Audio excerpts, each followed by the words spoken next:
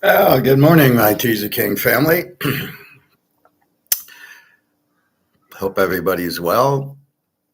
Decent week, not a decent day yesterday, not great, not bad. I mean, it was 9-5. I hit all my night games. It was crazy. Some of the small games I lost. Um, and then some of the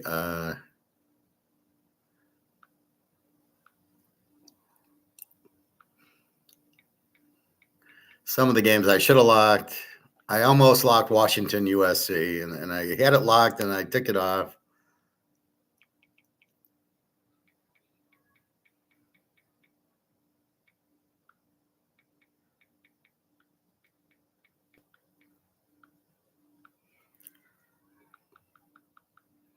And that's what happens. It's the decision, how you come up with the decision, and you do it once and then you don't do it again. And that, because it's Sunday, let's look at the NFL first, and then we'll go through college yesterday, and then we'll start reviewing next week. All right, so just the line at first. Indy 543. I just looked at it. 5-43. Jones against Ward. Mostly this is Indy's running the ball with Jonathan Taylor, makes their defense look a little better. They're an A team with an 18 defense, which nobody believes. 446 yards of offense. Tennessee's a Z team, which everybody believes. A 27 defense, 193 yards of offense, and Ward's terrible. Ward's not. He's so not ready. Caleb's not ready. Ward's not ready, and they throw these guys in right away. It's just stupid. Atlanta, 4.5, 44.5. We got Penix against Steve Young. We got Atlanta B team with a very good 15 defense. They added the two defensive ends from Georgia and Tennessee, and boom, look what happens when you add two good defensive ends. 342 yards of offense. Penix looks like a master out there. It looks like a chess master. Just, oh, you're open. You're up. Dart. And, I kicked a lot of field goals, but they were playing Minnesota last week. That's not going to be the case this week. Carolina, a Z team, 27 defense, 304 yards, and Steve Young looks terrible. But he is terrible. He's not going to get any better. You've wasted – why you drafted him, I don't know, but you wasted the pick. But you won't admit it, so you're going to keep losing with this guy. I don't get it. We don't want to make a mistake. We don't want to admit we made a mistake. Hey, Teddy. Oh, you got a big name there. 4K, Ultra Rye 20. I'm just going to call you Teddy. Trojans took out the Spartans. It was giant. Yeah, we had USC. I actually have them. I had them in two teasers. I actually have them in one teaser with the Cowboys today, your free play. So the free play is Dallas. I did it early in the week. They were getting points. That's why. Now they're like a 1-point favorite. So I do that a lot where I really liked USC. Like I said, I was this close to locking them with Washington, and both came through easy. USC is very good, very strong offense, obviously. But they got to see, when you get a quarterback, you can do that. That's what hurt Notre Dame and Michigan. Michigan last year had no quarterback. Now they still don't really have a quarterback. They're running the ball. We'll get to that game in a minute. All right, so that's Atlanta, Carolina, Oakland, Washington. They're both under teams. Even with Penix, Daniels, they're an under team. They both have 17 defenses. They both have 330 yards of offense. It's amazing. You got Geno Smith, a lot of interceptions so far, but that makes sense. He's got a whole new cast that he's got to learn their plays, which is why when they don't play in the preseason, you just shake your head going, what are you doing? And Daniels is out, so they're going with Mariota. Why he's in the league, he's terrible. So I don't know what I think Oakland's a live dog here. Green Bay, Cleveland. We got Green Bay -7. and a half and 42. There's a lot of 7.5s you can get.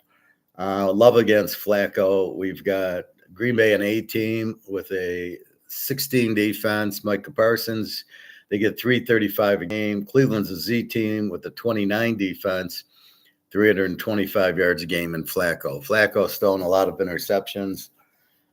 Even though they have the defensive end, and I can't think of his freaking name. I always do that with him. I don't have an associate for the name, so sometimes I don't pick it up. The defensive end. The Green Bay looks good. They're moving on offense. Love might have some problem here. This is their first game at Cleveland, but Love's good. With Micah Parsons, they bring the defense. That's what I like about it. So Green Bay, 7.5, 42. Cincinnati, Minnesota. We have Cincinnati an E team, 22 defense. Minnesota an under team, 23. The total on the game, it's 3 and 42. But we don't have the quarterbacks. Burrow's out. J.J. McCarthy, they basically said, when you learn how to play quarterback, come back. McCarthy's terrible, as I said he would be. So you got Browning, who, and then you got Carson Wentz, who's terrible. So you got two bad quarterbacks. You do have a really good defense in Minnesota, and you got a really frustrated Justin Jefferson, and then you've got Cincinnati. Hendrickson is playing. I think they're a better defense than they show. But without Joe Burrow, he's got to learn to just fall down. Just do what Peyton Manning did, even though he looked like a loser. You just fall down so you stay healthy, and that's not what Burrow's doing. He keeps trying to run around and get loose, and then some guy fell on his foot. I guess he got turf toe, which is the toe being bent back, so he had surgery on that. Hopefully he'll be back in not too long, a couple months.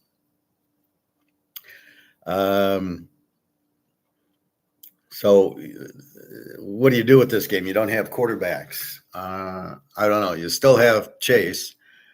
And Browning threw to Chase a lot last week. So I see that being the difference. This is very interesting. Chase goes against Jefferson. We all think Chase is better. This is a game for you, Bobby. This is an LSU game. And it should have been Burrow and Chase against Jefferson. Burrow could have played for both teams and thrown to both receivers. So again, it's Wentz, who's terrible. Browning, I don't know. Let me go to last year. I think, didn't Burrow sit out a little last year? Let's look at. I'm just curious about Browning. No, I want NFL.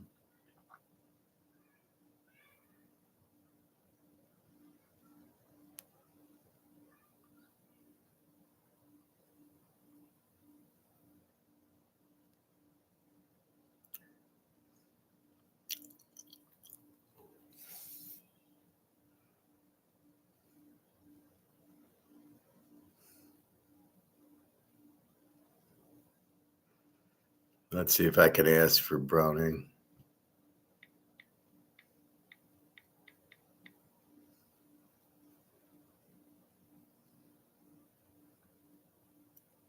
Jake Browning, Cincinnati. There's a Jack Browning on Tampa. Let's see. They just give you 12 touchdowns. They don't give you his picks in 23. He didn't play in 24 and 2 touchdowns in 25. He seems okay. Not sure. All right. So interesting. This should have been a live dog Cincinnati. If it was McCarthy and Burrow, this would be a lock Cincinnati. You can't make Burrow a dog, but he probably wouldn't be a dog. LA Philly, game of the day. Philly, 3.5, 45. Rams are an A team with a 14 defense, and Stafford, 368 yards of offense. Philly, an under team, 19 defense, but they're not getting yards, 259. Hurts hasn't thrown a touchdown yet. Hurts is just really there for one reason, to hand off to Barkley and to throw the tush push, which is such a joke. This is a tough game.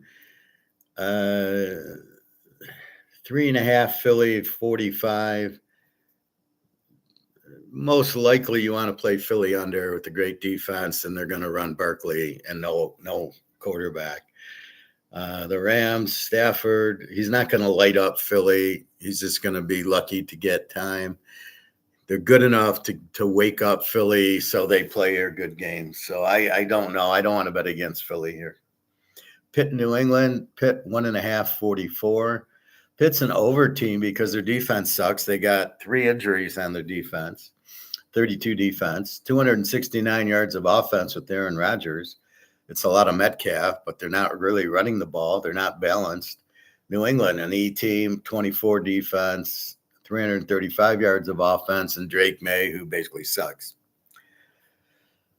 So what do we have here? Drake May should get some. He's going to try to run. Well, Pittsburgh sees Lamar twice a year. That ain't going to work. If he has to throw, he's terrible. So I'm not sure. Pitt, where's their defense? So I maybe this is an over game. I don't know. Again, it's too new. Rodgers is too new. May is terrible. So it's hard to bet over with Drake May, but with the Pitt defense, you kind of are leaning towards an over. So there's a lot of games you just watch. You just avoid like the plague. I got a good 6 or 8 games, and I'm avoiding these crap games. The Jets at Tampa, the Jets a W team, 32 defense, 274 yards. Fields is out with a concussion. Tyrod Taylor is going to play against Tampa, a B team with a 20 defense, and the Baker. They are playing very well. At home, the Jets are a terrible road dog. Tampa is a very good dog, a very good play in a teaser.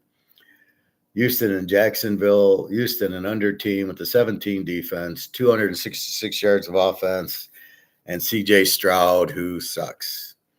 Then you've got Jacksonville, who's somehow a B team, which I don't buy, a 21 defense. Trevor Lawrence, who stinks, 389 yards, mostly running with Etienne. So Etienne's running a lot. I'm shocked Jacksonville's favored. Houston is 0-2 in a must-win game. Kansas City's also 0-2 in a must-win game. So Houston's doesn't have the offense, but they have the defense. So they're a live dog because this should be a close game. Lawrence, a couple interceptions against this defense. So you can bet the defense on the road. You can't. It's hard to. This is the problem with Aaron Rodgers. They don't have the defense. I can't really go with Pitt, but I can go with Houston, especially 0-2, and they have to win backs against the wall, which is what we love. Also, Houston's a very good play in a teaser last year. Denver, San Diego, the second game of the day. San Diego, an A team. San Diego's 2.5, 40, 45.5 or 46.5. Denver, an under team with a 21 defense. San Diego, an A team with a 15 defense. Knicks against Herbert. Knicks 321 yards of passing. Of offense. Herbert 366. You got the good defense with San Diego. Herbert, he should be better than he is. Bo Nix has been struggling with interceptions so far. Again, you don't want to have preseason. This is what you get. So we're in week 3. This is probably the end of the preseason. This is what you will get the rest of the year. Denver with the killer defense, San Diego with a killer defense. Denver, are they a live dog? It's like the Ram-Philadelphia game. I don't really want to bet against Philly. I really don't want to bet against San Diego. I do like Denver. I do like Bo Nix. I think he's better than Herbert. But right now, let's see. It should be a very good game. New Orleans, Seattle. We got Seattle 7-42. We got a W team, New Orleans, with no apparent talent except for Kamara and Olave. A W team with the 23 defense, 311 yards, and Spencer Rattler, who's just sucks. Seattle, a B team, 17 defense, 313 yards. But you got Darnold, who Minnesota's like, yeah, maybe we should have kept him. Minnesota's problem is they go ahead with J.J. McCarthy, who's never played. And now they see he sucks, which if they would have listened to me, they wouldn't have drafted him in the first place. But teams don't listen to me, do they? So Darnold is picking up where he left off. This is New Orleans. He should have a good game because they're not going to pressure him. And New Orleans is a W team. They're pretty bad. Rattler, what are you going to do? You're not winning with Rattler. Kellen Moore's got his hands full if he's going with Rattler. I don't know what he's thinking. Dallas, Chicago. So the free pick is Chicago -1.5. Take Dallas and 7.5. And I told you to get it in before it went Dallas 3. Well, it went Dallas 1. You can get ones. You can't get any more beers. I still give you the free pick Dallas +5. They were a much better free pick +7.5. They were over a touchdown, which is why I put it in on Tuesday because I wanted that, and I know where it's going to go. Why would Chicago stay favorite when Dallas is the better team? And they're not very good, but they're better than Chicago. Again, 3 cornerbacks are out for the Bears, which is killing them. Look for Dallas Stack to have a big day. He might not throw 2 interceptions today. Pickens and Lamb are doing well. They even are running. They're an over team with a 31 defense. But the Bears they're a Z over. They don't score, but they give up 40 points a game. So look for Dallas to score a lot. Again, that's skewed by the Lion game where they gave up 50 points. That does skew you. Dallas 393, the Bears 328 of offense. Dak against Caleb. Caleb stinks. Caleb wasn't any good at USC, and we'll draft him number 1 because we draft Mitch Trubisky and Kenny Pickett, and we draft Fields, and we don't know what we're doing. We draft guys for absolutely no reason. Sort of like the Bitcoin crowd. We buy Bitcoin. Why? Well, because it's expensive. So it's $100,000. So it'll obviously go to $200,000, and we still won't sell it, but it's just insane. So Dallas definitely was a live dog. Is your free play? I got Dallas like 37-14 or something like that. But I like Dallas more than I like the total because I don't trust Caleb to score me points. Arizona and the 49ers, both are B teams. The Niners are -244. We got Kyler Murray against, I think, Mac Jones, although Purdy's questionable, so Purdy could play. To me, they're the same.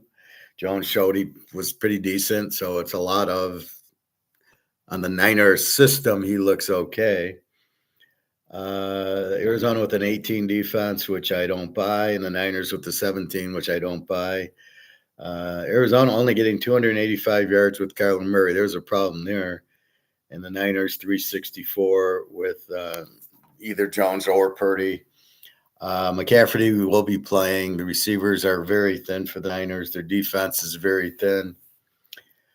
This is a game I can only watch. I don't know which way to go on it. I'm not betting on Mac Jones for all the tea in China, just like I wouldn't bet on Daniel Jones. I wouldn't bet on anybody named Jones.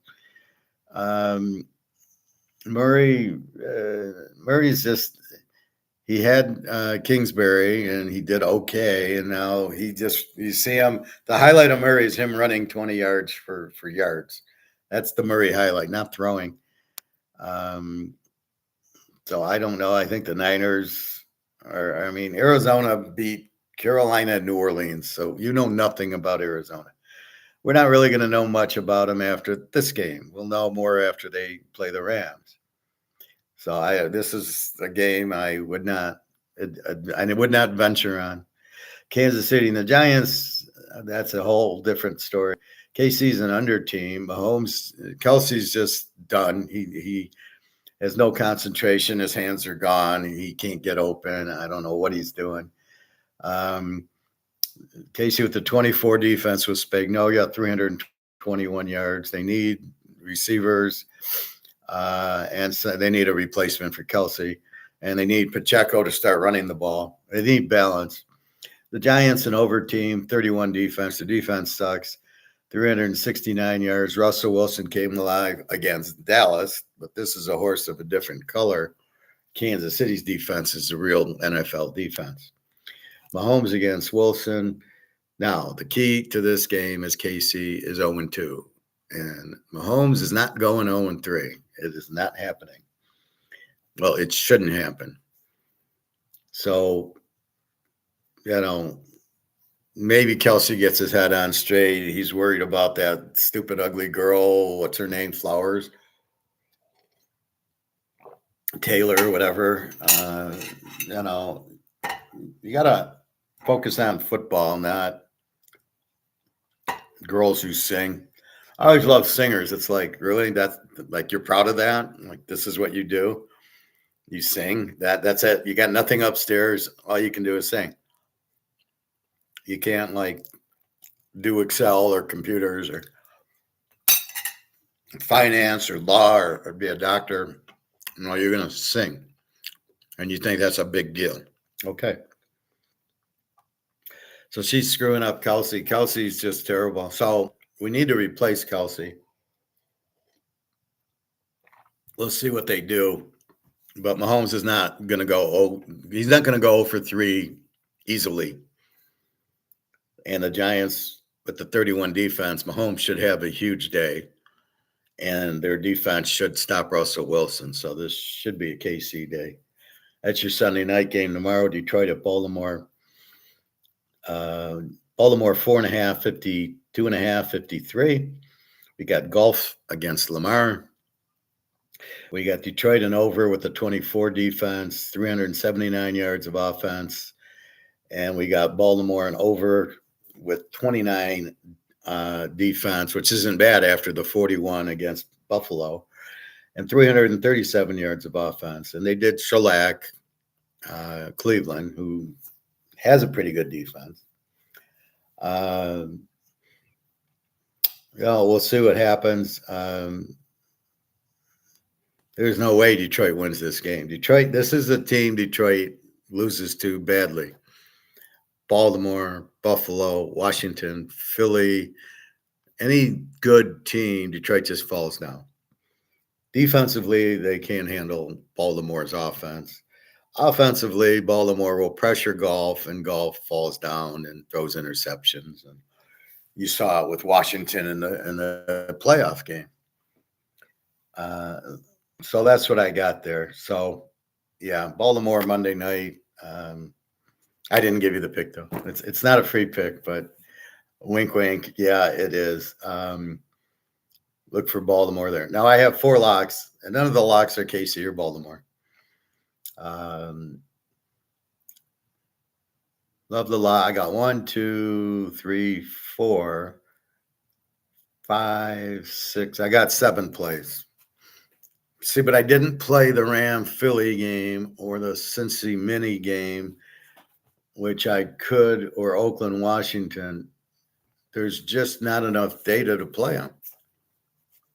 I'm having a good time with baseball, watching the Tigers lose every game because they're the best team in the league. Didn't you know that? Because they have the best record. They're the best team. And so when Scuba lost the other day, I don't think Detroit's going to win another game. they're going to do what Minnesota did for them last year. Minnesota lost like 20 games in a row, and Detroit made the playoffs. Well, Detroit's doing it now. They're losing. They might not win another game. There's no switch you hit. And the radio guys are a bunch of what I call Jonahs, which are losers, which are, oh, Detroit will make the playoffs, and therefore they won't because you're jinxing them. Cleveland swept the doubleheader. Detroit blew it in the ninth inning yesterday. They had a 5-4 lead. Atlanta puts up 2, wins 6-5. I loved it. Cleveland wins both. Now, Cleveland's 1 game back, and there's 1 week left. And I don't think Detroit can win. They might win the Scooball game, but the manager sucks. I heard some guy call in saying how the Tiger manager Hinch is the best manager in the league. I almost fell off the road. Best manager in the league. Guy's terrible. So what he does is he brings in a certain reliever against the bottom of the lineup. Right? Nobody notices this but me. And so the guy does well, and you go, wow, this guy's really good. Yeah, against the 7, 8, 9 hitters. Not against the meat, against the 7, 8, 9 hitters. Then he hits his lefty, this Carpenter guy, only against righties. Isn't he good enough to go against lefties? He can only play against righties. The guy hits like 270 and all these home runs, but only against righties. So it's a fake average. It's fake because he's not playing against both sides. So against righties, of course, you're going to hit better as a lefty. And then you try to make it look like, well, look how good a hitter he is. He hits 290. No, he doesn't, because it's just against righties. I don't understand that. I batted righty. I could hit righties and lefties. It didn't matter. I'm watching the ball go over the plate and I'm hitting it. Who's throwing the pitch doesn't matter. I'll never forget Jennifer Finch. She played for Arizona in softball, and she was fast pitch softball. This was when I was coaching my daughter, and the manager made the crucial mistake. They were playing Japan for the gold medal, and he didn't pitch Jennifer Finch because Japan had like 9 lefties. She was a righty, so he pitched Kat Osterman, who was a lefty. Like it fucking matters in girls fast pitch. Instead of pitching your ace, who's a winner, who would have won the game, he went with the lefty against lefty, and of course the U.S. lost. And it's just like it's like not playing Joe Montana. It's like not playing Tom Brady. It's like not playing Sandy Koufax or Bob Gibson. Imagine if Sandy Koufax and they had 9 righties, and you didn't pitch Sandy Koufax because they had 9 righties. Fucking guy he'd be fired in 5 seconds. Players like that, you can't. They're going to win. They're winners. Brady, Mahomes, they're winners. Joe Burrow. It doesn't matter. You play them. And when he didn't play Jennifer Finch, I couldn't believe it. I lost all respect for the manager. Like a slap hitting lefty in girls fast pitch can't hit a lefty. Well, I got news for you. I could hit a righty. I hit a real fast righty in batting practice. All you do is you stick your bat out, right? You don't take the full swing because they're 60 feet away. You're like this. When the pitch comes, you just meet the pitch. The ball goes. And did it matter if it was righty or lefty or if it was 70 miles an hour? No, I hit it. As long as I could see it, I could hit it. That's all you do is you just go, boom. Not that hard. You don't take full swing. Why are you taking a full swing? You're just trying to hit the ball. Anyway, the pitch comes over the plate. It doesn't matter if it's righty or lefty. So it's just hilarious when these managers do this and you think that. Real quickly, switching to baseball cards. I was at Toyota getting my oil changed, and the finance manager, we talked gold, baseball. I give him football picks. I get free oil changes. So we're talking about getting my cards graded by Beckett. And he says, no, yeah. I said, do you trust them? Like, I'm going to give them a nice Mantle card, and they're going to give me a piece of shit Mantle card back that I can't prove. He says, no, I trust them. He says, but if you want, there's a card show here in Michigan where PSA is set up at the table, and you could give them the card, and they're going to grade it for you sitting at the table. Because that's my worry is I send it to wherever PSA is located, I think California or Texas. And the guy looks at it and go, wow, this is a great mantle card. I'm keeping it. I'll find him another not so good mantle card and say, oh, you got a PSA 8 on it. I'll keep the 10.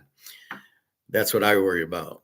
So if the guy's going to grade it while I'm sitting there, then that's fine. So apparently at the National Card Show, which I think is in Cleveland next year, it's usually in the summer, take your cards with, and they will grade it while you're there. And then that takes all the risks that they're going to switch the card on you, unless you have numbered cards. Well, obviously, if it's a, Willie or a Barry Sanders, out of 25, it's 10 out of 25. Well, they can't really change it because you take a picture, look, it's 10 of 25. So they can't really do anything with it. Anyway, so that's with baseball. All right. So I look for the Tigers to just probably lose out. Maybe they win with Schoolball. I think he pitches Friday, but by then they'll be out of it. Cleveland's on a 7-8 game winning streak. Cleveland can taste it. They'll win. They'll be even today. And then off we go. I know Detroit plays their last 3 or 4 in Boston. I think in Boston. They play Boston. And they won't win any of those if they need to. See, you can't turn the switch on. And since the All-Star break, they're under 500. So they're really a bad team. They're not this great team that everybody, look at their record. They had a big first part of this year, but not a good second part of the year. So look for them to not make the playoffs. That would be my prediction is Cleveland beats them because they're hot and they've been to the playoffs. They're a winning team. And then you've got Toronto, the 1 seed, Seattle, the 2 seed. And then here come the Yankees and Boston for the wild cards and Houston. And I think there's 3 wild cards. So Detroit won't make any of the 3. So it'll be Toronto, Cleveland, Seattle, and then it's the Yankees, Boston. And then I don't know I don't know how many wild cards there are, 2 or 3. I don't understand sports. Why don't we make everybody in the playoffs? Let's make it fair. We'll give awards for participation. Everybody's invited to the playoffs. Come on, you'll all play in the playoffs. It's so stupid. All right. So that's pro football today. 4 locks, www.teaserking.com. Just go to purchase picks. Just play the week, $75. You get 4 locks, you get 7 plays, and they're strong ones. I do have a few college pros that I played yesterday. One was USC with the Cowboys. I do that a lot. I loved USC yesterday. They won. Again, I was going to lock them with Washington. I didn't do that. Now, just a second. Let me close my window.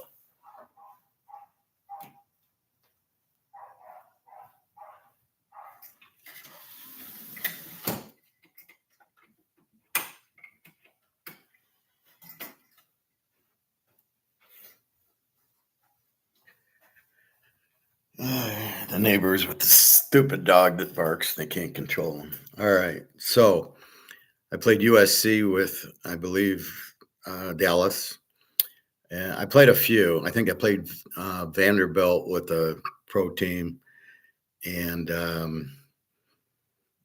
then sometimes what happens if I lose an early game, I'll play the second part of the teaser with a pro team because I want to make sure I get it in. So let's walk through this. So North Texas 45, Army 38. It's about what I expected. I liked the over in the game. I would have preferred Army being favored. I would have taken North Texas. I didn't play the game. SMU TCU, I had the game over 58. They scored 59. Thank you very much. We hit the over. TCU scores a lot. Their defense isn't great. The confusing part was with 3 or 4 minutes left, TCU's got the ball at SMU 20. and then they lose it a little bit. It's fourth and like 15 at the 28. And instead of kicking the field goal, they go for it. What the fuck's going on with these coaches? Why wouldn't you kick the field goal?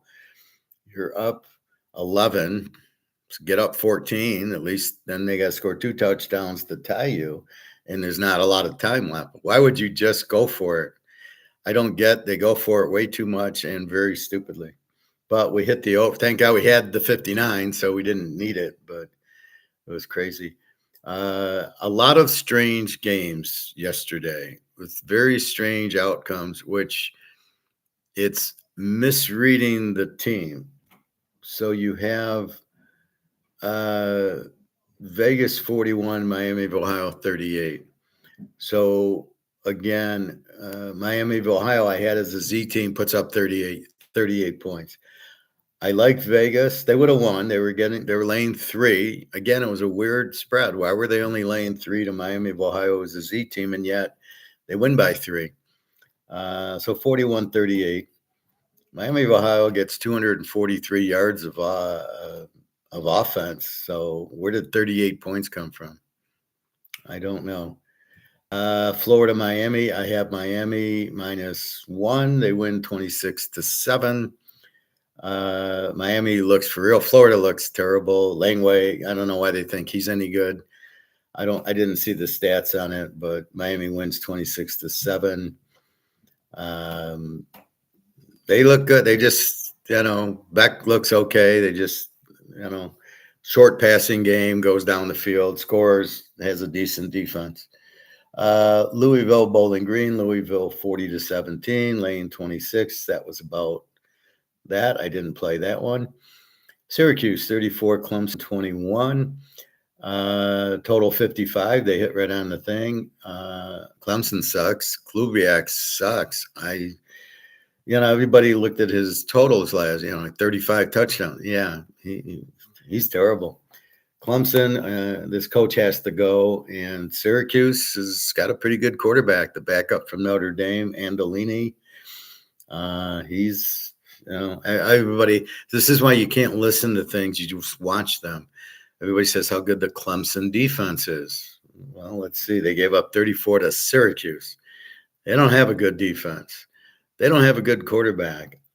What were they doing being favored by 17? I did like Syracuse, but I didn't play it. Maryland 27, Wisconsin 10. Where did that come from? Maryland's, I think, has the backup quarterback in. Wisconsin is just terrible. Luke Fickell's got to go. So 27-10, Mary beats Wisconsin. Texas Tech, Utah. I did play this game over. I was debating what to do. Utah was a 3 and a 57. The longer I looked at it, well, they're not going to really. Utah's got a great defense. I go, but they're not going to really stop Tech. And I like Devin Dampier, who didn't show up, or I'm not sure what happened in the game. Texas Tech wins 34-10. I don't like the Utah coach. Quit at the end. About 2 minutes left in the game, and he's running the ball. Well, what do you got Dampier, you're down 24 points. What are you running? How do you quit? Just keep going. So Texas Tech wins 34-10, but two of them were just late fourth quarter runs that they broke for touchdowns. I don't, Utah with the strong defense, I debated going over or under. This was a very small play, and I just thought Dampier would get me more points, and I knew Tech would get me. I knew it would be, you needed 28-24 as a 52 and a winner, and I knew I'd get close, but Utah didn't help. So now I got to rethink, is Dampier this good or not? I'm being misled. Again, their schedule, they beat UCLA, they beat, Colorado State or something. So you think they're better, and that's the trap that's happening in week 4 that we have to kind of adjust for week 5. I had 9-5 yesterday, so I'm not terrible, but some of these games I lost, I'm just shaking my head. Memphis 32, Arkansas 31. Again, total 63. They nail it. I'm shocked Memphis wins, but Memphis hadn't played anybody. Arkansas did play Ole Miss pretty toughly. Uh, again, Arkansas is an over team with they put up 31. Memphis puts up 32. So these teams are live. We'll see. Missouri, South Carolina. We wait. Norris plays, and Missouri wins 29-20. I love Missouri, but the spread was 9.5, 10 points. And I thought about teasing them long and hard down to 4. I knew that would win. And it was just one of those things. I didn't pull the trigger on them because by the time I make my pick, I get into it and I make my picks, and then the Missouri sitting out here waiting for Norris. And by the time we get it, we've already made our picks. We don't know what to do with it. So I didn't play Missouri. I love Missouri. Great quarterback. Real good team this year. Tennessee, UAB. Tennessee wins 56-24. I thought it'd be an over. Total was 68. They played 80. Tennessee, Joey Aguilar is the real deal. UAB, an over team with the 36 defense. This should have been an over bet all the way. Should have been an over bet. Oregon State, Oregon. Again, this was a rivalry. This is a strange game. The over doesn't cover, and Oregon wins by 34. So they don't cover the 35. Now in a teaser, they cover the 29, but they don't cover the 50 in a teaser because they only get 48 points. Hard to bet Oregon under. And, it was a lot of points because it's a rivalry game to give 29. So I didn't play it, but they did win 41-7. Eastern Michigan, Lou Lafayette. Eastern is an over team with the 42 defense. They win 34-31. That was about expected. Lou Lafayette, their quarterback's out. So now we see how good the backup is. UCF kills North Carolina 34-9. North Carolina's terrible, no offense. And apparently no defense either. UCF looks good, but, how do you read this beating a weak North Carolina team? Florida State 66-10 over Kent. Kent was a W. Probably going to be a Z team anytime soon. Florida State looks great. Again, lane 45. They win by 56. What do you do with that? So that's the problem. Kent only gets 218. So the score is about what we thought. We weren't sure if it would be 50s or 60s, but that's what happens when you play the Z team. I'm sure the quarterback was out in the fourth quarter, but the backup came in and probably got a few touchdowns or pick sixes or something. So they do cover the 66-10. Florida State, a team we can't bet because they either play Division II or they're playing a Z team. Lane 45. The one game they played was Alabama, and they killed them. But this is the problem in college. Where are they playing? They're in the ACC. They haven't played an ACC team yet. They played Alabama. They played high school. Now they played Kent, and they had an off week. So, again, this is what frustrates you. We're dying to bet Florida State. Where's that Florida State-Clemson game or the Florida State-Duke game or something? We're not getting it. We'll see about next week. Toledo, here's a shocker. Toledo, an A team, beats my Western Kentucky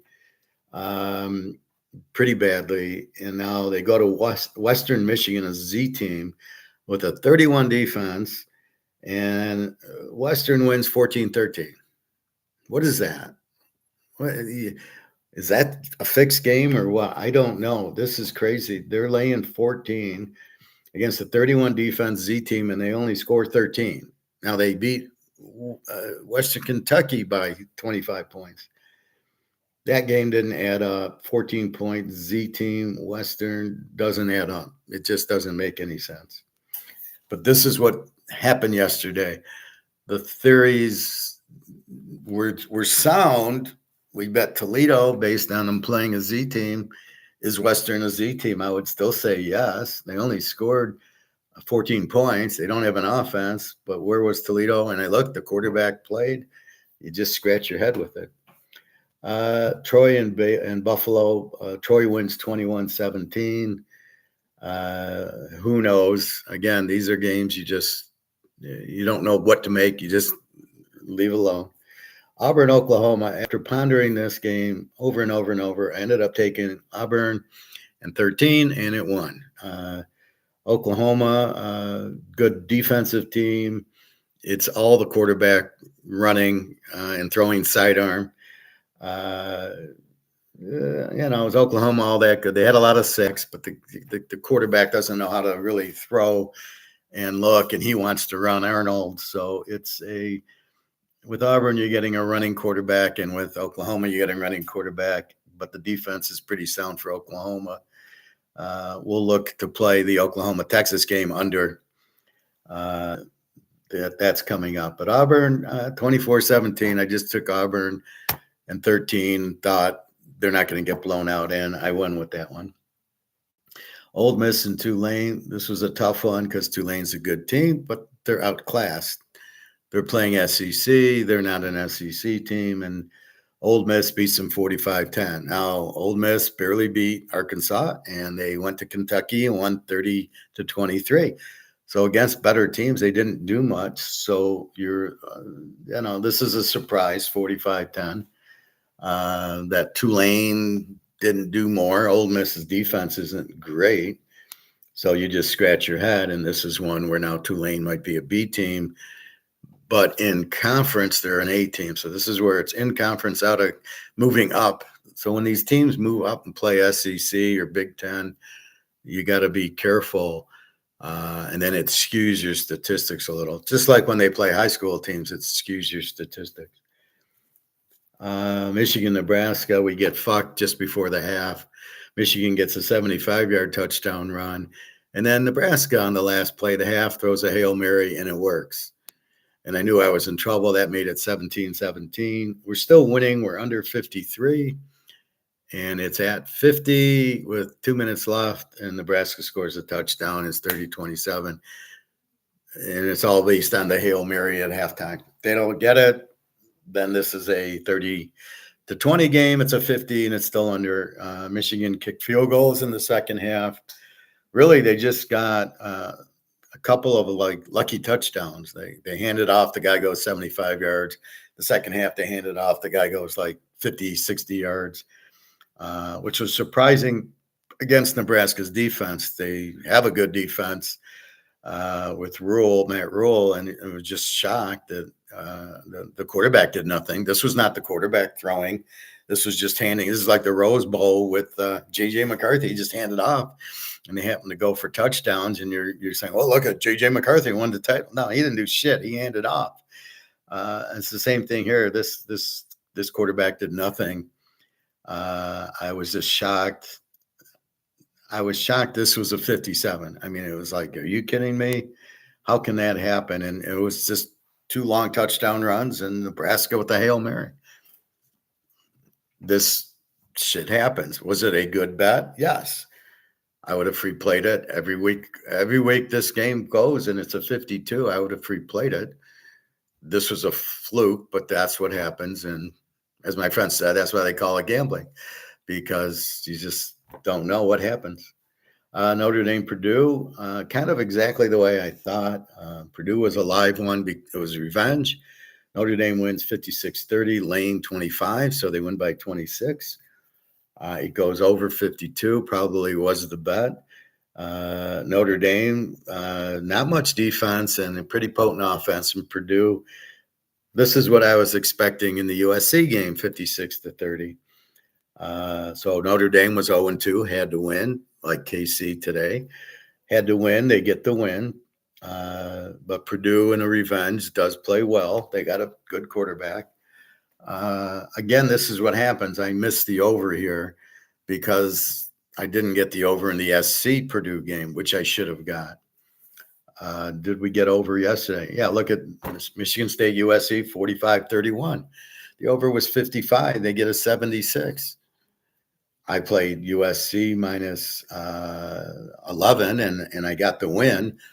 But look how every week it's over except for the one with Purdue because there was a 3-hour weather delay. And that definitely fucked us up. But here, Purdue gets revenge, kind of, and Notre Dame, 0-2, now gets the win. So it kind of worked that way. James Madison Liberty. James Madison, the A team, wins 31-13, which is what you would expect. Duke NC State. Duke puts up 45-33. They're an over team. That goes to a 78. And this is where it gets confusing. Do I play Duke over, USC over, Notre Dame, or do I play those teams over? And instead I get fucked with Utah, Texas Tech, who Texas Tech's explosive. Utah, I'm being led to believe is an over, but doesn't go over. And that's really what you've got to, it's, there's all these overs, and then you choose, and then you got to, most weeks I choose the right ones. This was a weird week. I didn't. Georgia Tech Temple, Georgia Tech 45-24. They win by 21. They were laying 24. Georgia Tech was good, but I was a little afraid of Temple. And, they played a decent game. Again, this was a 53, and it goes 69. And again, another over. And so we'll look more into that. But you can't chase. You can't see the overs this week and go, I'm going to play over next week. You got to just let the matchups fall where they may.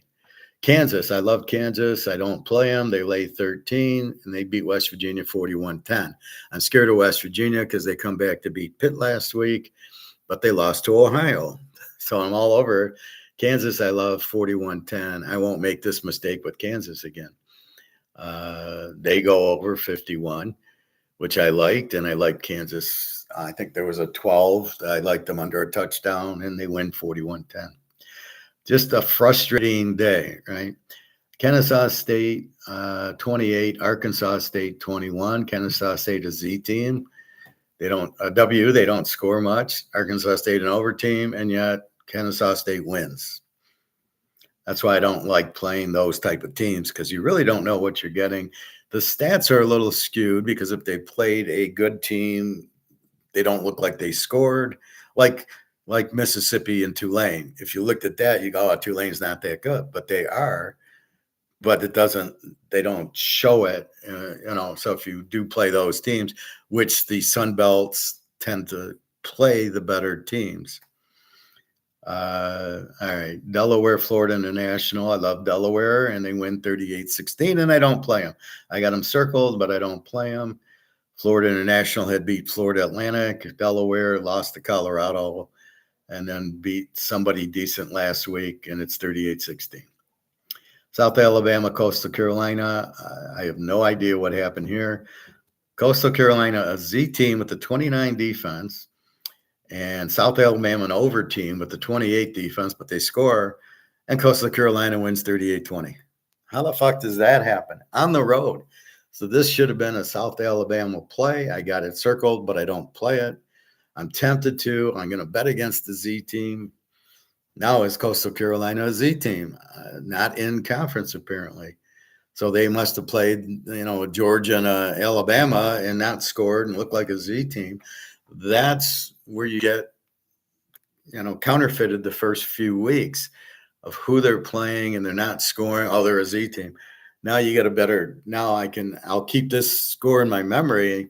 When I'm looking at Coastal Carolina, I'm going to say they're not a Z team. We want to bet against the Z team because they have no offense, but that's not what happened here. They put up 38 points against South Alabama. So there you go. Western Kentucky, again, I like them against Nevada. This actually went the way it should have. Western Kentucky wins 31-16, laying 8. I would have laid 2. An easy win, but I don't play it. So you can see South Alabama, an easy win, loses. Western Kentucky, an easy win, wins. Again, adding to the confusion of trying to figure out these teams. Boise Air Force. Boise wins 49-37. Air Force does not have a good defense. This makes South Florida's win even better. They won 24-7. Air Force has a 31 defense that didn't get any better. So Air Force does not have a defense this year. They'll always score, and then Boise bounces back. So, again, 49-37. Marshall, Middle Tennessee. Marshall wins 42-28. So apparently, all those players going to Southern Miss, they got in new ones who are decent. They win 42-28 to Middle Tennessee, who's a W. BYU, East Carolina. I do have BYU under in this game. They have a very good defense. They win 34-13 of 47. I am under 56. So I finally get a winner here with BYU. I did really great in the night games. I didn't do too bad. It was really losing the Michigan game and the Toledo and the Utah. So I basically lost those three early and then hit most of the games at night. The Vandy, the Virginia, the UCLA, the USC, and the Washington. So we hit BYU under. Illinois, Indiana. What the fuck happened here? Indiana wins 63-10. You got to be kidding.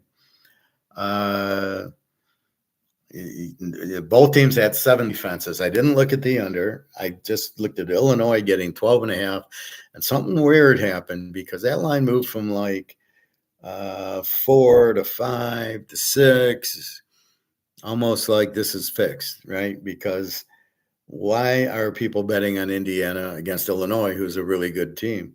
I couldn't understand it. And then 63-10 just smells like a fix here.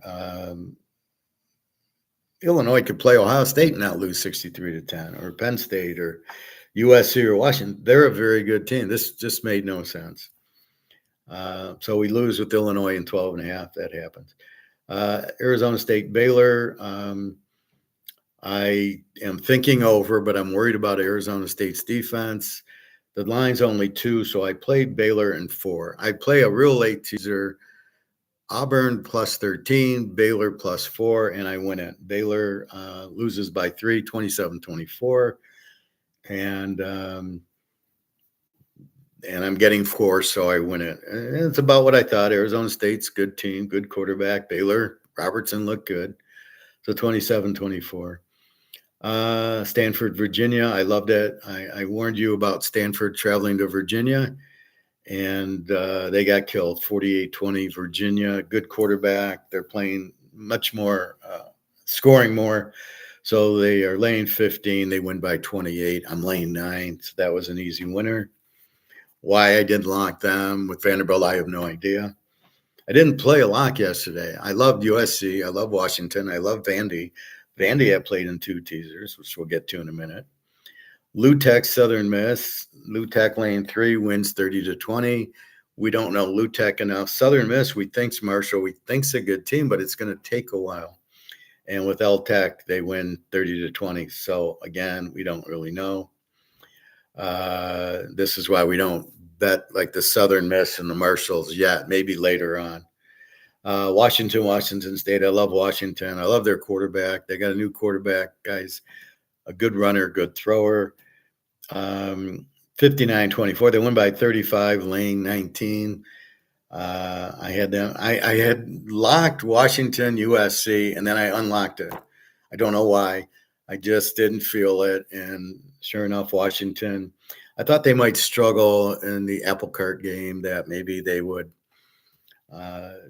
Washington. And then Washington State probably did play their best game, but 59-24 Washington, lane 13. This was a joke.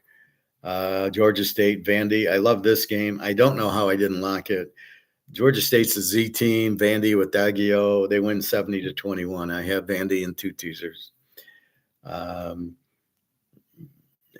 Sam Houston and Texas. Texas 55-0. Sam Houston must really stink. I don't know what Arch Manning did, but they'll be, oh, look at Arch Manning. He against the Sam Houston high school team. He did all this. Lou Monroe against UTEP. Again, Lou Monroe, a Z team, puts up 31 on UTEP. They win 31-25. UTSA, Colorado State. I avoid this one. I don't know Colorado State yet, so I lay off. UTSA, I like. They win 17-16. I'm like, UTSA scores, so I was shocked by this score. I stayed away from it. I would have won it because they were 4.5, so I get 1.5.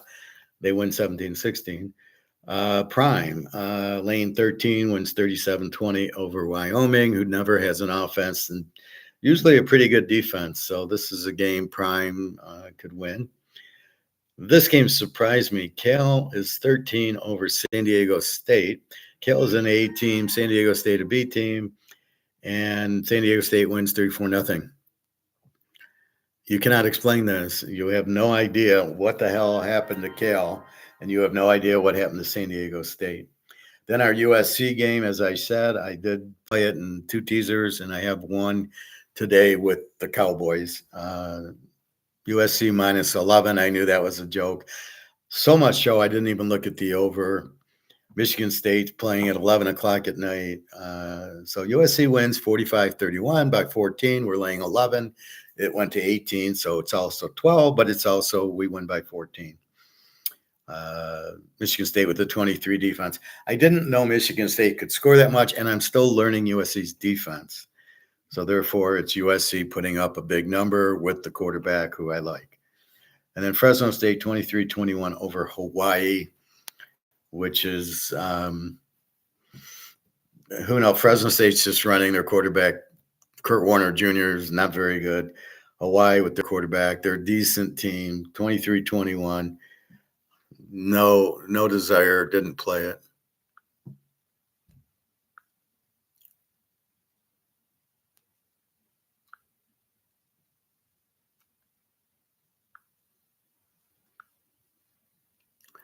All right, let's take another look at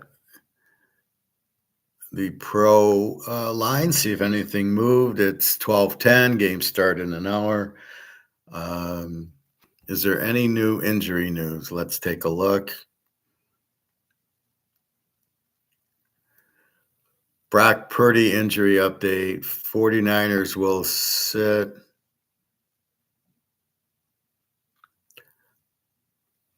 I love when the screen jumps and you click it where you want to, but the screen jumps. Brock Purdy injury update. 49ers score will sit week 3, but week 4 will return if possible. So you got Mac Jones. Good luck with that. Week 3 inactives. Jalen Daniels out. Emeka Obaku active. He's Tampa Bay. Let's see.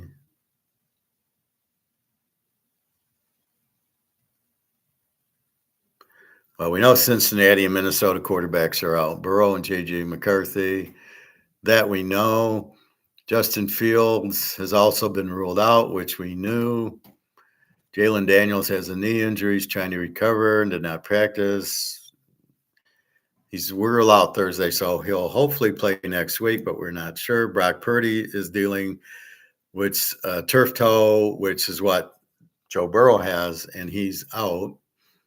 I thought it was a chest or something. San Francisco will also be without George Kittle. Okay, we knew that.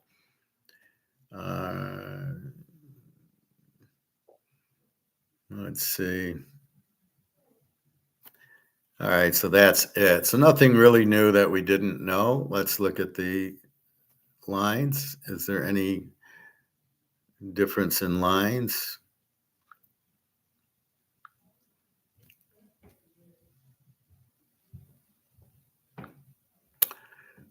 So we've got Indy 5.5, 43.5.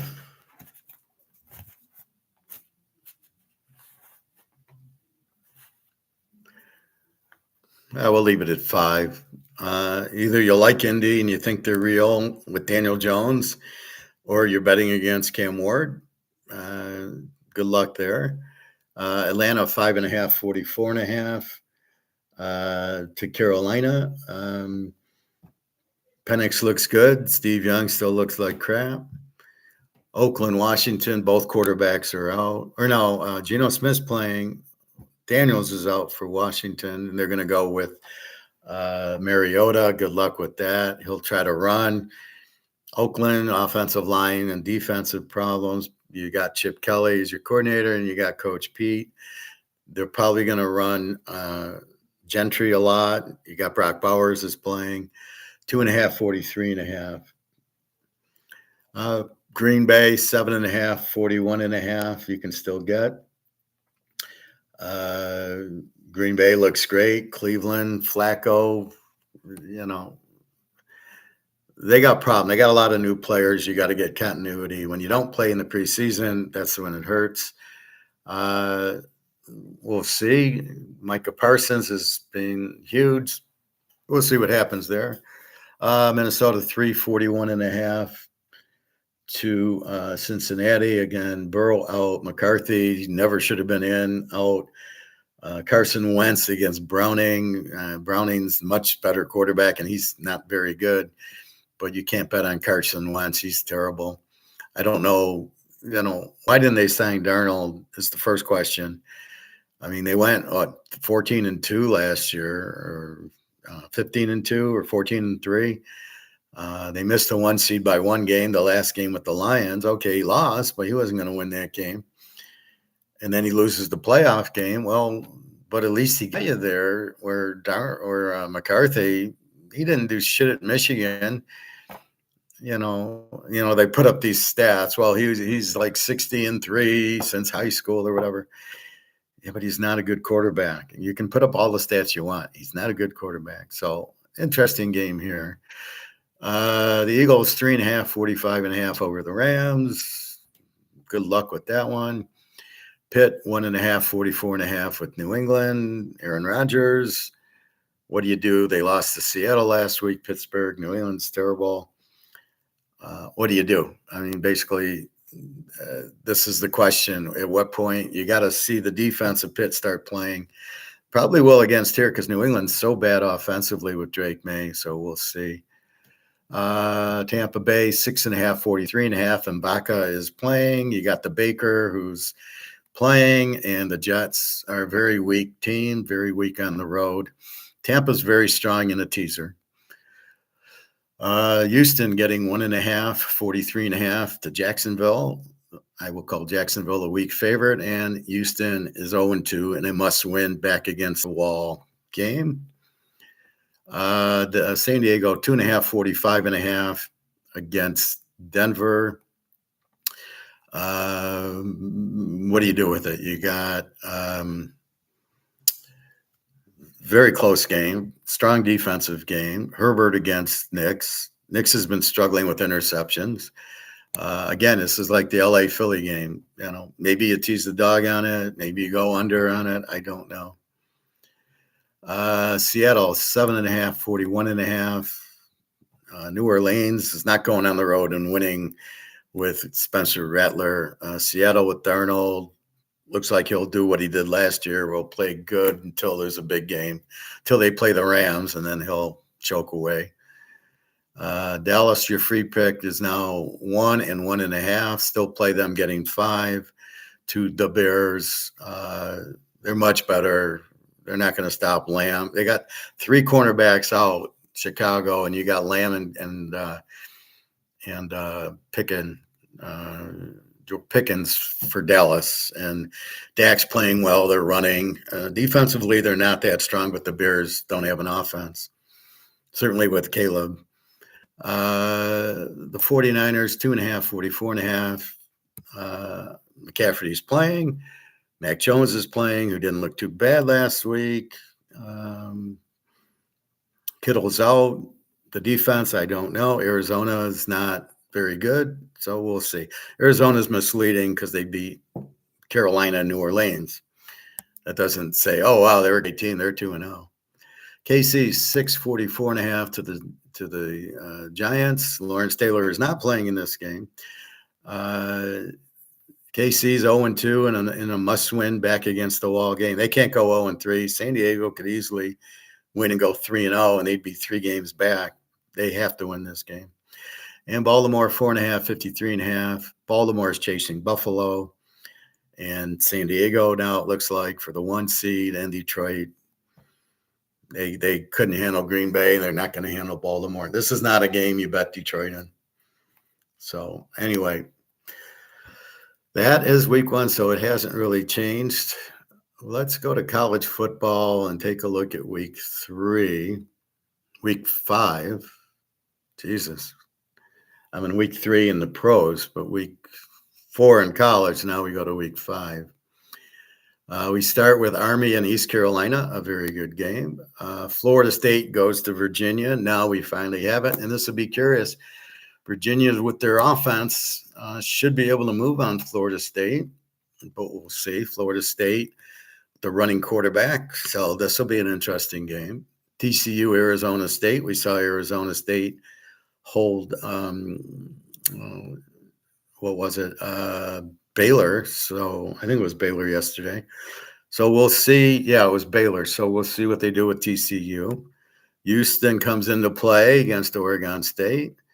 Bowling Green in Ohio. We got to check our Z teams. Notre Dame 6.5 over Arkansas. I shouldn't give the spreads because I hate to do that. Notre Dame and Arkansas. Let's see. Louisville and Pitt. We got Duke and Syracuse. Duke scores a lot. My Georgia Tech goes to Wake Forest. Now we love Georgia Tech. Rutgers, Minnesota. I lost confidence in Rutgers. Their defense looked like shit. Quarterback threw the interception. That's why we lost. They scored late to go up. Iowa, and then Iowa comes around and tips the ball and it's intercepted with 2 minutes left. We're going to take the lead, and then we give up the late touchdown. Cincinnati, Kansas, good game. Got to love Kansas there. South Alabama, North Texas, explosive game. UCF, Kansas State. I don't know enough about UCF. We'll see. USC, Illinois. USC has to go east. Illinois just got beat by 100. USC, great quarterback. Who is Illinois? We'll see that. Utah State goes to my Vanderbilt. Daggio. Eastern and Central Michigan play each other. Okay. Georgia Southern, James Madison. Arkansas State, Lou Monroe. Akron and Toledo. Let's see, Toledo after the loss. Akron, I believe, is a Z team, so look for Toledo to bounce back. Utah, West Virginia. The game's in West Virginia. Utah has to travel. We'll see how Utah handles the loss and as bad as their offense looked. West Virginia, they got their ass kicked by Kansas. So we'll see how good Utah and Devin Dampier really are.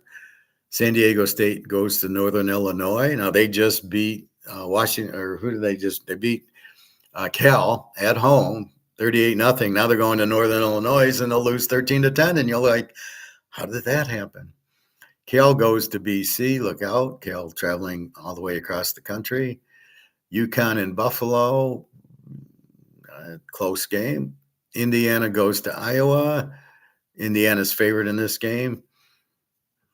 How good's Indiana and how good's Iowa? We don't really know yet. UCLA Northwestern, battle of the bums. Rice goes to Navy. Baylor Oak State, look for Baylor to bounce back. LSU and Ole Miss, very good game for Bobby. Auburn A&M, Auburn pretty good. A&M very good quarterbacking. Ohio State goes to Washington. We're going to break this game down. Ohio State is 10.5, 51.5. No quarterback, and you're going into deadly Washington. I like Washington in this one, getting 16.5 at home against a team with no offense. This ain't Grambling they're playing. This is at Washington. They're going to have to travel. Look for Washington to pull the upset, and it's not even an upset. Hawaii and Air Force, New Mexico State, New Mexico, Tulane and Tulsa. Tulane probably pissed off after losing. Tennessee and Old Mississippi State, at Old Mississippi State. Liberty, Old Dominion. Middle Tennessee State, Kennesaw State. Let's see, Memphis, Florida Atlantic. Memphis just beat a good team. We'll see that. Arkansas. Virginia Tech, North Carolina State. Don't know. Jacksonville State, Southern Miss. Okay. Arizona, Iowa State. You do like Iowa State. I don't know how. Arizona is pretty strong too. Good game. Western Kentucky, Missouri State, App State and Boise State, San Jose State, and Stanford. Stanford's not too good. but I don't think San Jose State's good either. UMass goes to Missouri. Missouri's favored by 42, and I think I'm laying the 42 there. Washington State, Colorado State, Oregon, and Penn State. Ooh, Penn State's a 3-point favorite over Oregon. We get Oregon in points. Yes, they have to travel cross country. If Oregon's got any brains, they travel today and get used to the time. But I got Oregon as a dog. I'm starting to salivate. Alabama, Georgia. Georgia, 3.5 to Ella fucking Bama. I get Alabama as a dog at Georgia. I don't know if I want to make a living betting against Georgia, but Alabama's been playing much better. Kentucky, South Carolina, who cares? Marshall, Lou, Lafayette. LTech and UTEP, not interested. BYU, Colorado is our last game. BYU with the real tough defense. So that's next week's games. And I don't know if I'm putting out the free pick yet, but Washington getting 10.5 at home to Ohio State. That number will be 7 soon. So we might free pick it, but Washington's too good to, the first instincts, Washington and 16.5. At home, Ohio State has to travel to the West Coast. They don't have a good quarterback. They do have a good defense. Washington has a very good quarterback. Again, what's he going to do? And again, the time change. So that's a thought, but you got to get into it and go, can Washington really score on them? Can they hold them? I think they can hold Ohio State because they don't really have a good offense. But I know Ohio State's got a killer defense. But you're getting a lot of points with Washington. Washington's too good of a team to be getting 10 from half the NFL. So I don't know about that. All right.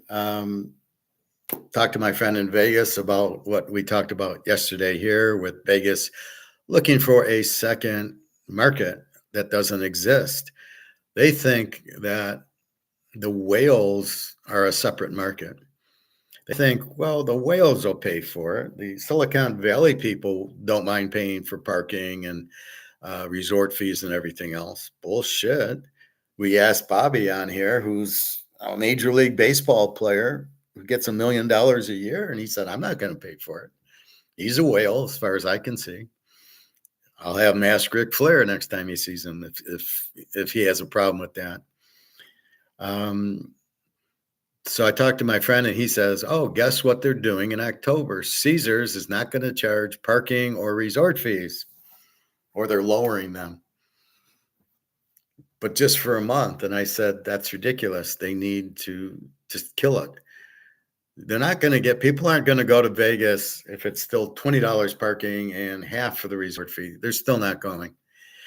Charge what you want for your room. If you want to charge $100 for your room, that's your charge. That's it. And then add tax. That's it. You can't charge 50 and 50 resort fee. Just charge the fucking 100. I don't know. I don't understand what they're doing. I think it's a lot of trying to nitpick Priceline and bookings so they get less of a commission. I did hear that if they charge 50, the $50 commission goes to Priceline or bookings. But then they add the resort fee, which doesn't go to Priceline or booking. Really, you're going to nickel and dime that? Now in Vegas, it's a little different because you really don't need Priceline or bookings for Caesars or Bellagio. You know those hotels. But when I go to Italy or I go to Spain, I couldn't name a hotel, right? So I go on bookings and see, a decent hotel. It's a 4-star. It's a decent price. Okay, I'll book it. I have no idea what it is, but that's what bookings does, is it finds you hotels in places you've never been. Where in Vegas, I've been to Caesars, so I see the price and I either take it or don't. So if that's what they're doing, they're killing their business because people don't want the surprise. I don't want to think it's 50 and then here's a resort fee. Or I don't want to think I'm going to park for free like I do at every hotel, except for downtown Chicago and probably downtown New York, charges parking, and maybe even Niagara Falls, I think, has all these parking lots because there's not a lot of parking. But in the downtown area, you do pay for parking, but you know you're going to pay for parking, but not at a hotel. You're not expecting to pay for parking. So in Vegas, it's not the place to charge for parking, and it's not the place to charge resort. Just charge what you want. If you're charging $50 for a hotel and you think it should be 75, charge the 75. Don't charge 50 and add 25 as a resort fee and piss people. People get pissed off.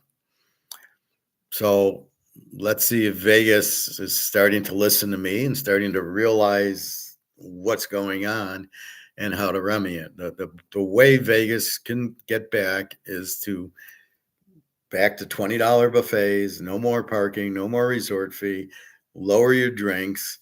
People, that's your market. Your market is not paying for parking, paying for resort fees, paying for $20 drinks. That's not your market. You can't create that market. It doesn't exist in Vegas. It might exist in downtown Chicago or New York. It might exist there, but people are normally going there for business. You're not going for business to Vegas. You got to understand that. So basically just kill it or you're dead. Nobody's going to go with these fees. And so we'll see. So he told me, well, that's what they're doing in October. And I said, they need to not, it's got to be permanent. Well, if they have a fight or the Grand Prix is coming or whatever, I don't care. If you're going for the Grand Prix, fine. Okay, you'll get people. It draws people in, but it doesn't mean you should raise prices. Just like the tickets to the Raider games, what do they want to charge, $400 or $500? Well, good for you. I'm not paying that. If you got idiots paying $400, $500 for a football game, good for them. That means it's on their credit card and they owe it and they won't pay it and they'll go bankrupt. Okay, fine. To go to a football game. What else? Let's see. I was watching some stuff on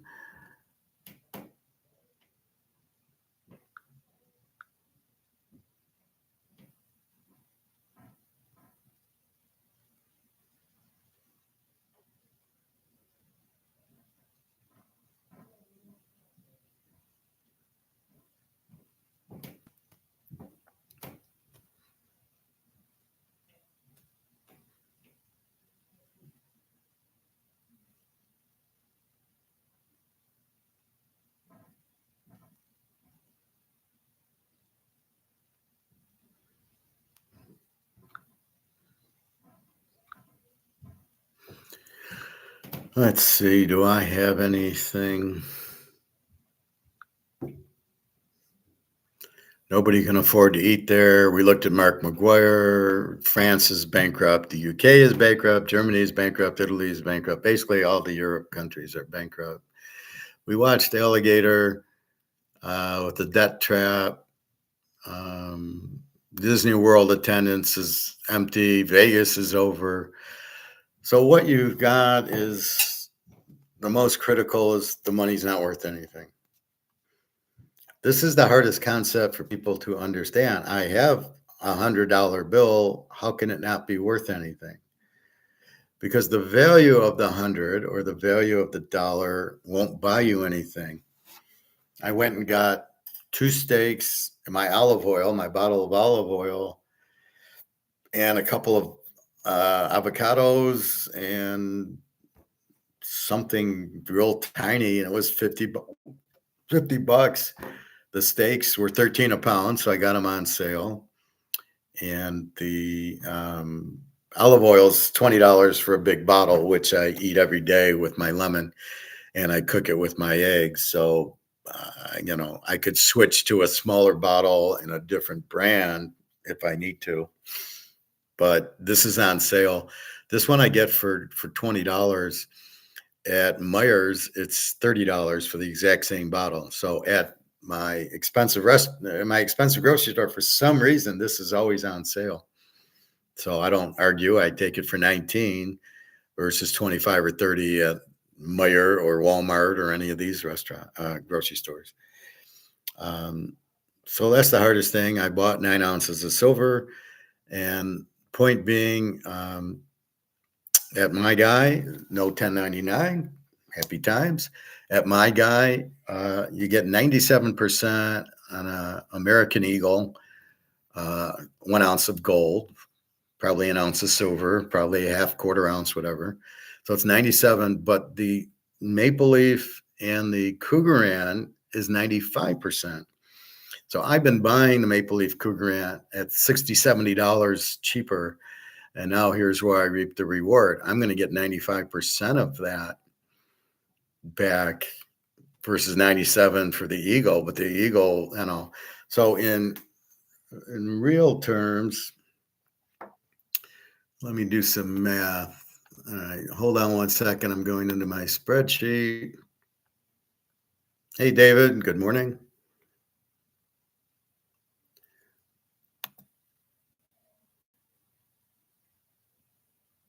So if we do, let's say $4,000 for the Eagle,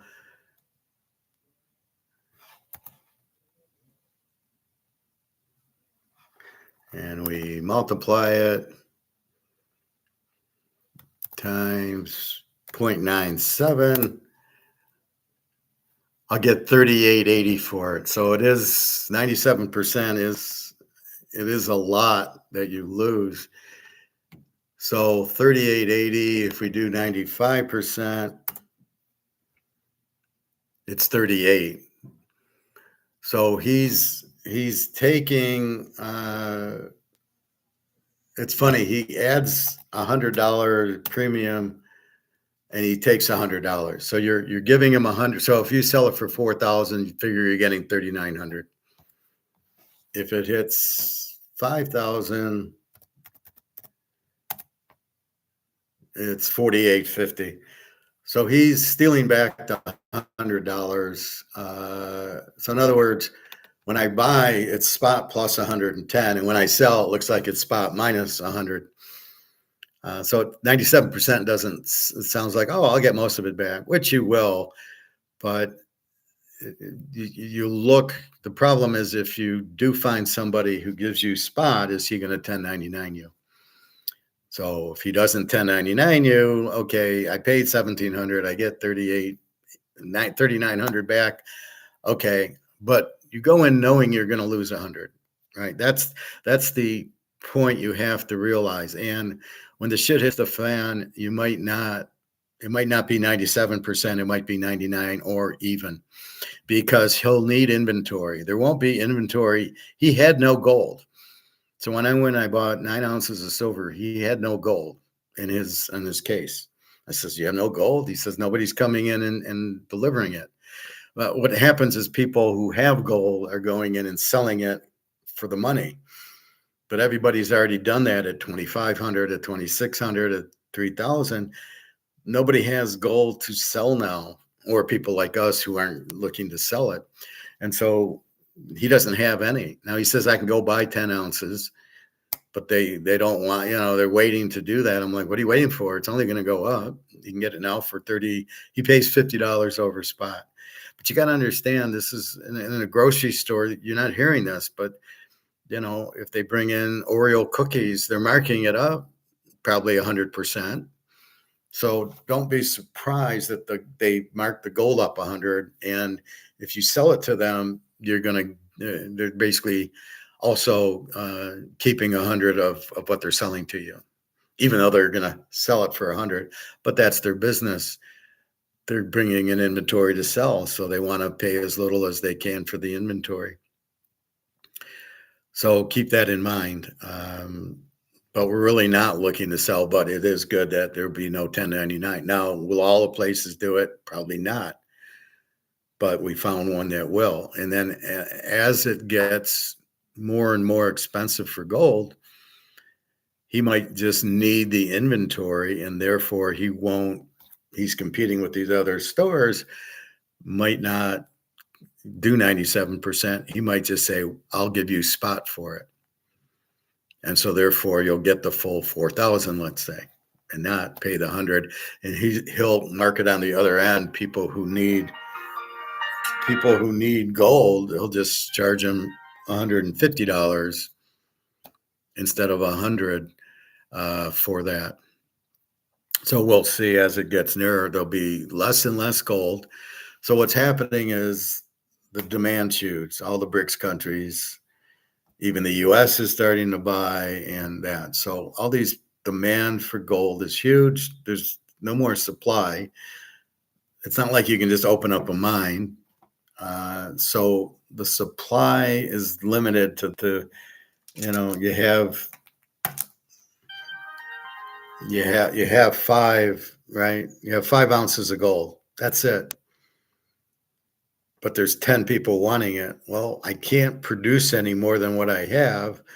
So therefore, all I can do is, I got to charge more. Just a second.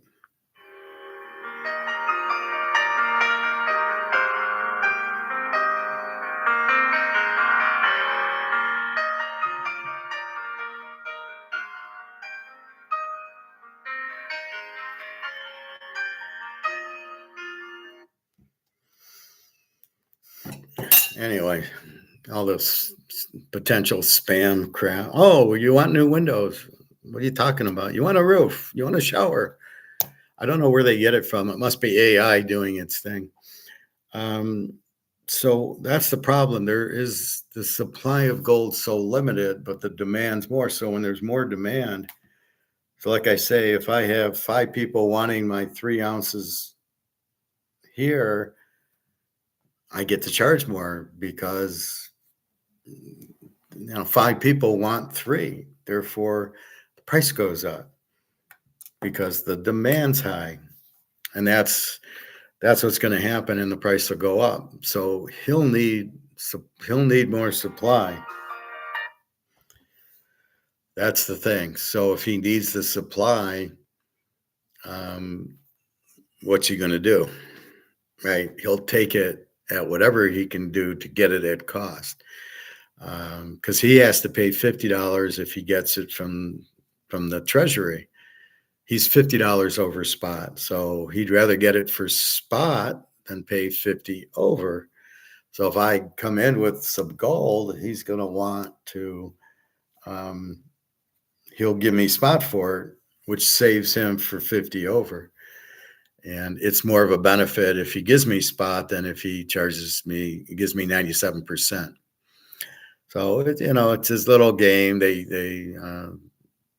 nickel dime you 100 when you sell it to them, and then when he's selling it, he adds 100. So whatever, that's the game. But that's the game.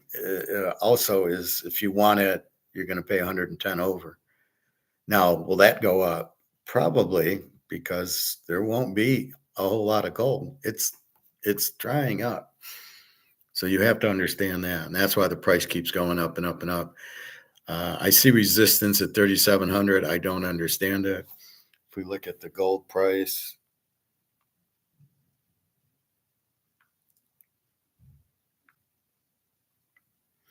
we've got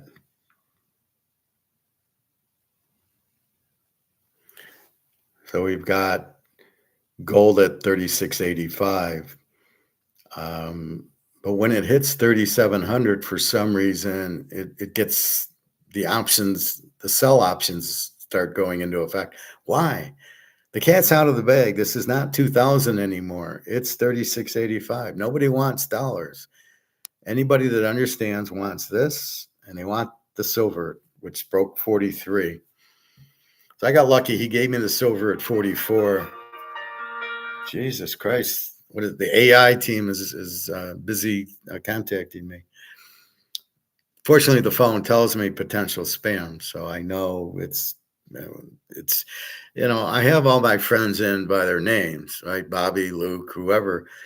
So it's not, if it doesn't say them, I'm not answering it anyway. But I'm certainly not answering on a Sunday to potential scams or spam. Oh, you need a toilet. You need a shower. No, I don't. I'm not going to pay for it. All right. So That's what's happening. So gold should just, it's very close to 3,700. The only way I can say it is every $100 it goes up. If you have 100 ounces, you make $10,000. And silver, more people have more ounces than in gold because it's cheaper. So let's say you have 1,000 ounces of silver. Every dollar it goes up, you would make $10,000 on it. So when it goes from 42 to 43, you got 1,000 ounces. You'd make $10,000, and that's the hidden part because you don't really see it. And as I said yesterday, the thing is, you don't know what the value of this is. You see a one and you think it's worth one. It's worth nothing. This isn't worth anything.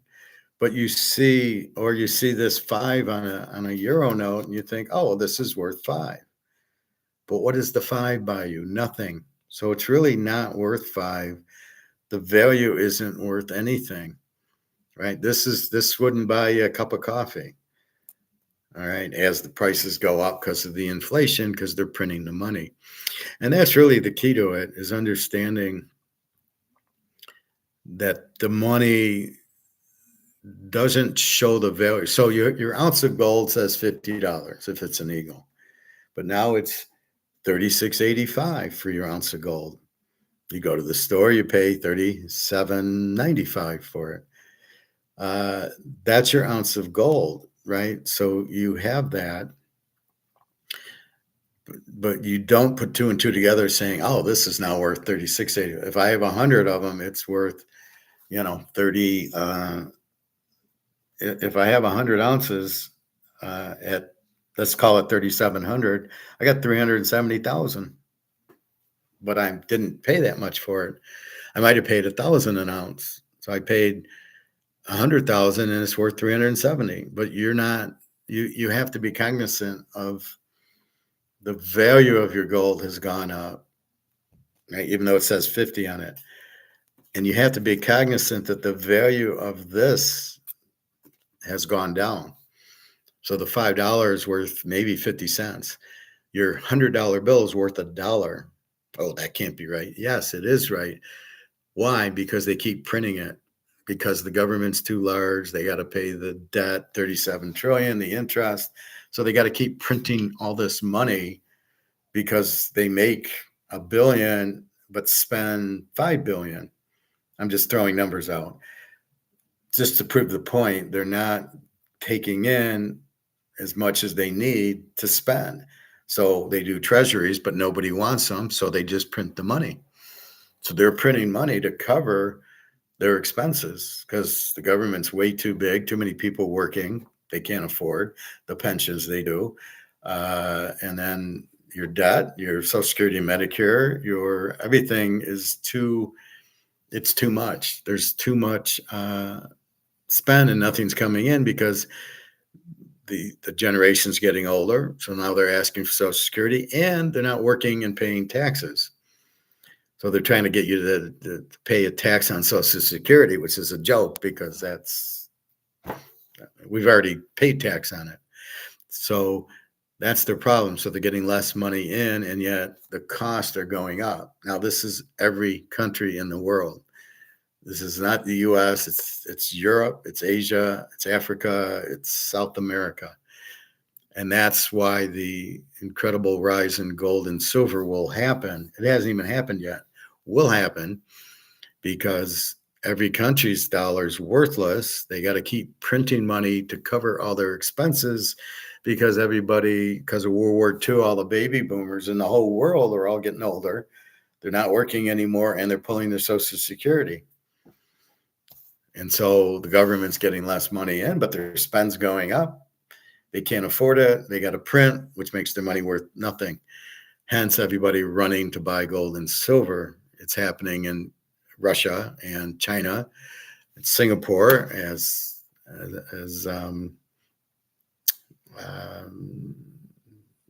what's his name? Sorry, I forgot your name in Singapore. It'll come to me. If I'm not thinking about it, and then my mind thinks about it, what's his name? Sorry, it'll pop in. But that's the thing. So it's happening all over the world. So they're all buying gold. Pat, that's what I'm sorry, Pat. I knew it would pop in. It always does. When I don't think about it, it pops in. But when I'm trying to think about it, I'm not thinking about it. So if I'm not thinking about Pat and I say, oh, Singapore, I can't, it doesn't, two and two doesn't equal four. But eventually Pat pops in. So that's what's happening. And in America, there's so many clueless people here because they're so smart. They know everything. They went to Harvard. They went here and there, and uh, Warren Buffet and all the elitists who live here are too smart. They don't need to understand gold is really uh, the only lifeboat, the only answer. They don't understand that. So therefore, they don't understand it.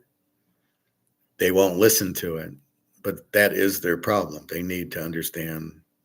And that's why everybody's going to run into gold, but there's no more supply. That's it. There's 5 ounces of gold and there's 10,000 people wanting it. What happens to the price of this? Goes to the moon because wait, you'll pay more and then somebody else will pay more and they'll pay more and they'll pay more because they need it. This is not the thing. The beautiful thing about gold is it's doesn't matter the cost. You'll buy it because you need it. It's real money. It's an asset. It's indestructible and it's money. And so it doesn't matter what the cost is. You're going to buy it because you need it. And there's no escape. The only escape is silver. You can buy silver. But otherwise, you're really looking to buy, mostly you want to buy gold and then some silver. You don't want to not buy gold and just buy silver. That's real bad thing to do because gold jumps. So you want the gold, but the whole world needs the gold and there's not enough there. That's why the price jumps to the moon. All right. And then Vegas is sitting there in their own little, nobody can afford to eat $50 hamburgers because we need the money. And even if we didn't need the money, we don't, it's not a fair trade. So I went to, I went to look for steaks for dinner because Bobby asked me if I'm eating steak. And so I went to this one meat place, a little more expensive. I don't normally go there, but I went and I found salmon for $11. So I bought some salmon. And then I like the ribs. They're like meat ribs that have a bone, a beet, a bone, a meat, and a bone and a meat. So you get 3 chunks of beef ribs with the 3 bones. But it's expensive because you're paying for the bone, right? You're paying per pound. And I'll pay $10, $11 for it, and that's it. They were $15. I told them to fuck off. I'm not paying $15 for these ribs because most of it's bone. I'm not going to do it. Now I do like them, and if they are on sale for 10, I'll buy them, but not 15. And steaks were all in the 20s, and I just laughed. I says, I bet you're not selling any of those. She says, no, we can't sell any. I go, well, because your price, you're over the fucking market. So I'm walking in the grocery store telling them you're over market. You're over market. You don't know what you're doing. You can't sell any of your meat because it's too expensive. You might sell a few steaks because people have money. It's a decent area, so they have money, so they don't really care. And if you're going to that grocery store, you have money. It's not like going to Walmart or anything. So if you are going there, you have money and you're looking for steaks to buy, oh, it's $20. Well, I don't care. They're doctors, they're lawyers, whatever. GM, Ford, whatever. So these people have the money, but really they're all going to go broke because they don't realize money's worthless. So I basically just said you're over market, and everything was $20. My ribs I wanted was 15. I walked out with the salmon, and that was it. And then I went to my normal meat store, and I saw sirloins for 13. So I bought a 1 pounder for $13, and that's what I had for dinner yesterday. Smoked up the kitchen pretty bad, but It was $13, so I bought. Now, I can't eat too much meat because it gives me gout, so I am careful with it. I can feel my ankles a little tight, so I'm having the salmon for dinner, and I still got chicken left. But it was a treat, and so I got that, and but again, I'm not paying $20, and I basically said it's not a fair trade. So I'm telling the butcher this: it's not a fair trade. You're over market. It's not a fair trade. I'm not buying it. I know you don't get it. I know it's over your head, but fuck off. And that's what it was. It was not. It's not a fair trade to give $20. Now, knowing what we know, that this is worth nothing, and so therefore, what's $20 is worth nothing. So who cares if you spend it? But that's where it was, and it was. No, I'm going to give you $13 in Monopoly money, not $20 in Monopoly money. And so that's where it's at. I'm not paying the butcher more for a steak. Now I noticed his chicken was more expensive. There was some chicken on sale, so I bought a chicken also. And some avocados were decent price. He didn't have the fruits were really expensive. Like the blueberries were $6 a pint. I'm like, yeah, you guys are out of your minds. Because there I can go to the normal, like the Meijer or the Target, and pay maybe on sale $3 a pint for blueberries. So why would I pay $6? It's blueberries. There's no difference in it. You didn't make them.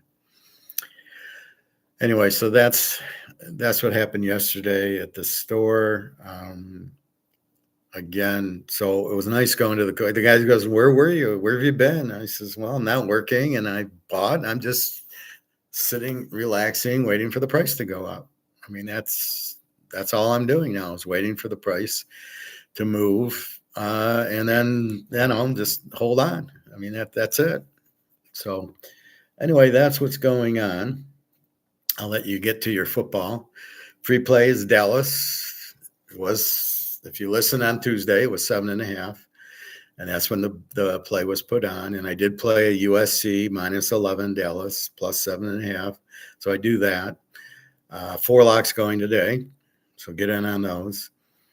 And that's it. So Vegas is going under as Disney. And these guys are coming out with a whole new thing of, well, we're going to sell to the whales. No, the whales are included in your price. They're also staying away. So when there's nobody in Vegas, that means the whales aren't biting. There's not two separate markets. So when you with the barbecue with the ribs, right? It's $30. That includes whales. And if you market $45, there's no, well, the whales will come in and buy it. I'll sell less of them, but the whales will buy it. No, the whales won't buy it either. They're included in your market of $30. And you got to understand that. Anyway, I think that's about it. www.teaserking.com. Good luck. Again, a 9-5 college day, no locks. I should start having college locks soon, pro locks. Like I said, I got 4 today. And again, Kansas City is 0-2 and backs against the wall. So look for a good game there. And I do not have them as a lock, amazingly enough, because they don't have Kelsey's got his head up his ass. All right. Have a good day. I'll talk to you tomorrow. www.teaserking.com. Good luck today. I hope you all go 10-0.